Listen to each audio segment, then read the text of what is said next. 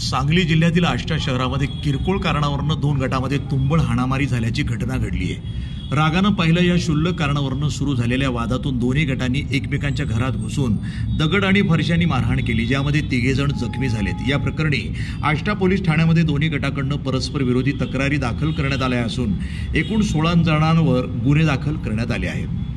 ही घटना आष्टा येथील मिसवाडी भागातील नरवीर उमाजी नाईक चौकामध्ये घडली। जखमीमध्ये अशोक शिवाजी मदने, त्यांचा पुतण्या सूरज मदने आणि दुसऱ्या गटातील अमोल मोटकट्टे यांचा समावेश आहे। या वादाचं मूळ कारण एकमेकांकडे रागानं पाहणं असल्याचं सांगण्यात येत आहे। वाद इतका विकोपाला वाढला की दोन्ही गटांनी एकमेकांवर दगड आणि फरशांनी हल्ला केला।